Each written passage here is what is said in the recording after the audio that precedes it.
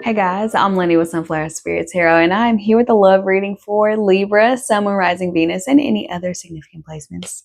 All right, this is going to be a he said, she said spread, which means I'm going to be asking 4 questions. How you see your person, how you feel about your person, what you want from this connection, and how you want to move forward in this connection. I'm going to be asking those same questions from your person's perspective. This deck is going to be your voice, Libra, and this deck is going to be the voice of your person. Cross watchers are always, always welcome. And if you haven't already, go ahead and hit that subscribe button and become an official sunflower. All right, let's jump into it. All right. The person that Libra is currently romantically connected to, or the person that is on Libra's mind romantically. How do they see, perceive, or think about this person? How do they see this person, Spirit? Right away, very vocal. We got the King of Pentacles. You could be dealing with the Taurus, Virgo, Capricorn, masculine. And we have the 9 of Wands. I'm going to be going through all of the answers. I'm just going to pull all the cards first. How does Libra feel about this person? You guys, this eclipse is just, listen, I'm going to get through this. I promise. We're going to get through it together. I promise. Okay. But I will just warn you, I've been a little bit clumsy, very, very sleepy, and a little bit like, I've been having a lot of like brain farts and things like that. So just let's hold hands and walk through this together. You know what I'm saying? All right. What are Libra's deepest desires and intentions for this connection? We had 2 flip in the deck. We have the Knight of Wands and the Emperor. Very interesting. All right. And what does Libra want from this connection? Very strong energy from you, Libra. Wheel of Fortune, the Star. Bottom of the deck, Page of Pentacles. Like I said, we'll talk about all of that stuff. Just let me get this person's. Now, the person romantically connected to Libra, or the person on Libra's mind romantically. How does this person see Libra? Perceive Libra, think about Libra. How do they see Libra? We got the Hierophant.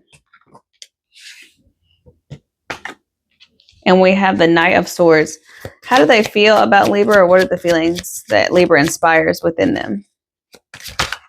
Oh my goodness. We have the High Priestess. We have the King of Cups and the 9 of Pentacles. Okay, now what is this person's deepest desires and intentions for this connection? The 9 of Swords and the 4 of Cups. All right, and last but not least, how's this person moving forward in their connection with Libra?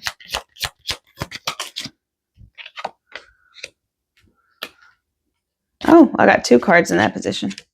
We have the Ace of Wands, the 8 of Cups, the Ace of Wands, and the Devil. Ooh la la. With the 3 of Wands at the bottom of the deck. Okay. Let's get started here. How do you see this person, perceive this person, or think about this person? Libra. Like I said, either this person is an Earth sign, Taurus, Virgo, Capricorn, or there's somebody who's very materially secure. They feel safe, confident, very stable, secure, but they also seem very guarded. Like, not necessarily that they're hiding something, not necessarily that, it could be that, but it's just like you feel like they are hard to get close to, or they're not very emotionally available to you. Okay, that sentiment is also reaffirmed here with the 2 of Swords and the 5 of Pentacles, and how you feel about this person. You feel like this person has the potential to hurt you. You feel like this person may have abandonment issues. They're emotionally unavailable. It's possible that this person is not necessarily in a position to like be in a relationship right now, or they make you feel abandoned or lost in some way, shape, or form. They might make you feel like they've put you out in the cold. This person may have also blocked you. Okay, so you might have blocked this person, but it looks like how you feel about them is like they're not emotionally available. Whether that means they blocked you, you blocked them, y'all aren't talking. I don't feel like there's communication right now, to be honest. I don't feel like y'all are talking too much. I feel like this might be a situation in which you guys have already separated and you're trying to figure out, like, are they going to let you back in? Or maybe the cross watcher is wondering, like, where's Libra's head at? But I just feel like, Libra, you don't think this person is very emotionally available at all. You feel like this person does have the power to hurt you. You also feel like this person might be going through a really difficult time right now, and that might be why they're not letting you in. But that's like exactly when you would want to let somebody in, is if you are going through a hard time. That's when you need the most support. But that tends to be the time where emotionally unavailable people tend to isolate or push people away, is when they are going through a difficult time, is because they don't want to have to be vulnerable, right? We have the Knight of Wands and the Emperor, and how you, or I'm sorry, your desires and intentions for this connection. You want somebody to really step up and take the lead, and to offer you some sort of passion or desire. Like, I want this. I want to commit to you. I want to be in this relationship with you. You don't want to challenge somebody's freedom. There's something here about being free, or having freedom, or wanting freedom, or wanting the desire to just move how they want to move. Once again, that might also be why they are emotionally unavailable, or why they're coming up, or why they feel that way to you, is because you might feel like this person prioritizes their independence. And you don't want to take that away from them, but you want some sort of commitment. Like, you want them to just step up and, like, at least just tell me how you feel, create some sort of boundaries. You might even want to create boundaries for yourself in regards to this person. Maybe you let this person walk all over you. Maybe you let them do things that you shouldn't be letting them do to you. Maybe you let them treat you poorly. I'm not really sure. If you're chasing somebody emotionally unavailable and thinking that you can heal them or fix them, it never works out. I'm just going to be blunt. Okay. It never works out. Wheel of Fortune and the Star, and how you're moving forward. I don't think you're really doing anything. I don't think you're pursuing this connection in that way. I don't even think you're communicating with this person. I think you're just wishing and hoping that one day something will change, and that they'll come back to you, and that things will be okay again, that they'll offer you something, that they'll apologize, that they'll want a new beginning with you after breaking your heart, separating from you, or disconnecting from you in some way. I'm not sure who initiated the separation or the disconnection, but what I will say is that you're hopeful that one day this person will step up to the plate. This could have been a situationship. It could have been something very, very casual. Or it could have been a full-blown relationship in which somebody stepped out and decided that they wanted to do other things, or that they wanted to be independent and not have to stay committed to a relationship. I don't really know. But what I do know is that you want to be back together with this person, but you only want it if it happens naturally. You only want it if they come back to you, right? Because I feel like, at this point, if you go chasing them, you won't know if they're coming back because they actually want to come back, or just because you want them so badly.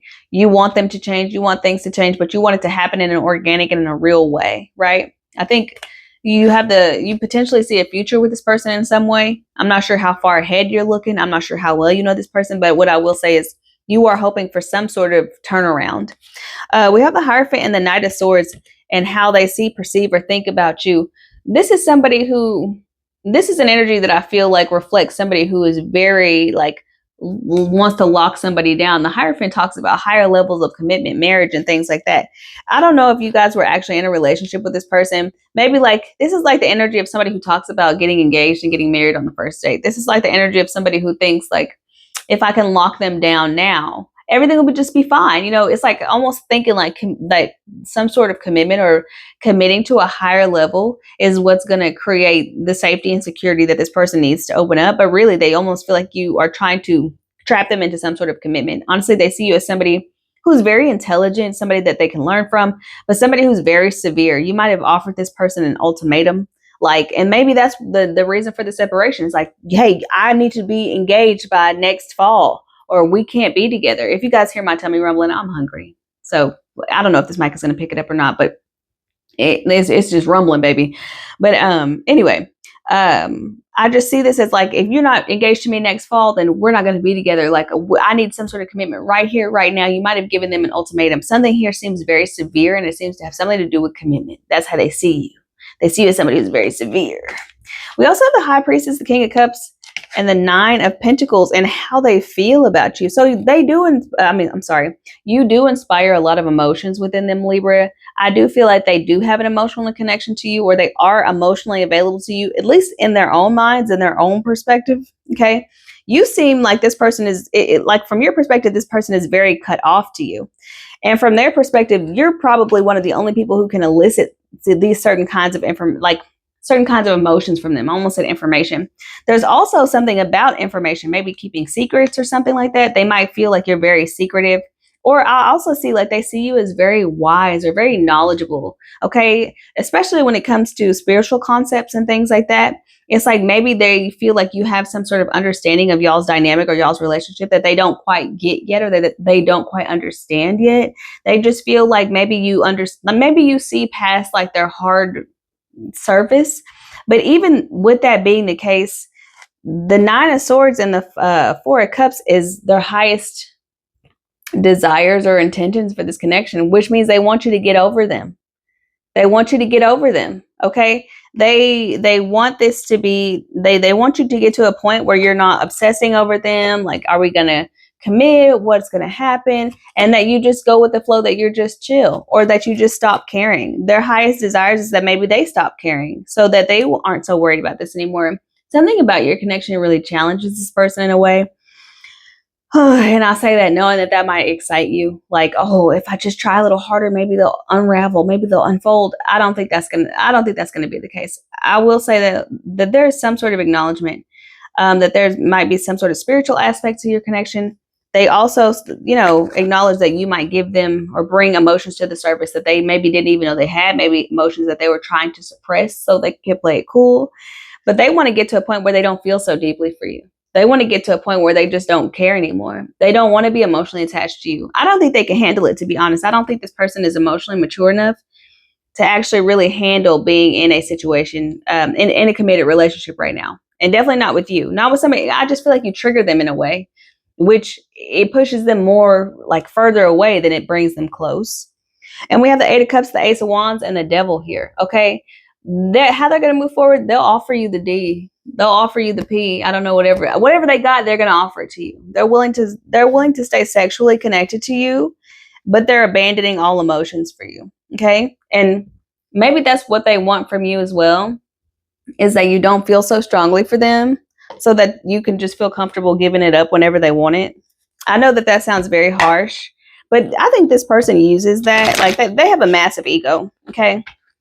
And I think that this person uses the idea of their sex appeal or their sexual energy to like mask the fact that they actually have feelings for you.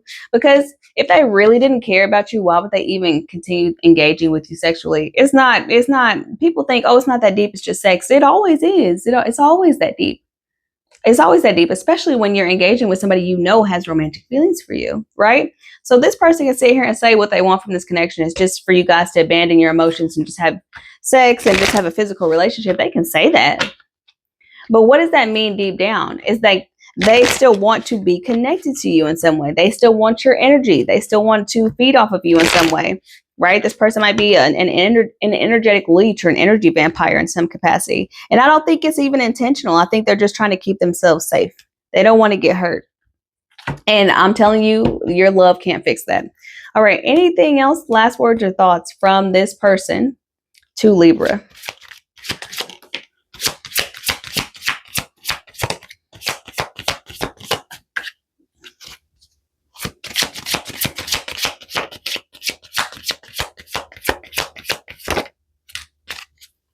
I couldn't tell you face to face. There's some sort of conversation that they're avoiding having, or something that you need to know, or something that you found out that they're avoiding confirming for you. I'm not sure what that is or why. I know more than you think. I fear that you will reject me. See, this is what I'm talking about. I fear that you will reject me. And you're so easy to see through. Okay. If y'all have been playing these little energetic games, if y'all have been watching each other on social media, if y'all have been going back and forth off and on, that sort of thing, they understand that that you are also playing a role in this dynamic. You know what I'm saying? They know it's not just them playing these little games or these energetic games or these mind games, whatever it is. But the reason why they're saying I fear that you will reject me is because there's something that they don't want exposed. There's some ways in which they are refusing to be vulnerable, refusing to open up, because they feel like as much as you like them or love them right now, once you find that out, once you figure out who they really are, that kind of you can't save me kind of energy, that you'll never want to speak to them again. What I will say is don't underestimate what they're talking about. When people tell you I'm not good for you, when people tell you you're too good for me, when people tell you that I can't love you properly, when people tell you that I'm not the person that you need, believe them. Don't try to change their mind. Don't try to make it work. Just believe it. Okay? This is what I have for you, Libra. I hope that this was helpful or enlightening in some way. Like, share, comment, subscribe, all that good stuff. And I'll be with you next time.